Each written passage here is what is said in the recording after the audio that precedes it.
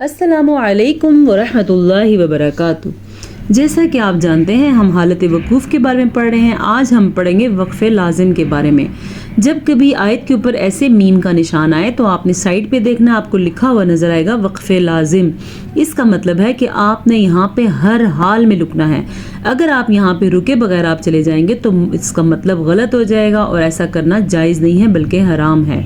आप देख रहे हैं हमारे पास यहाँ पे 2 दफ़ा वक्फ़े लाजिम आ रहा है, एक तो अमरा पे और एक ख़ाशिअह।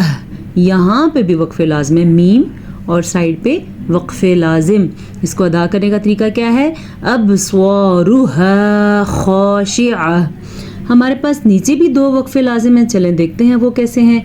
ये आयत है और आयत के ऊपर फिर से मीम लिखा है। जब हम मीम को देखेंगे तो साइड पे हाशिया देखें तो वक्फ़े लाजिम लिखा होगा, यहाँ भी है और यहाँ भी है। ठीक है।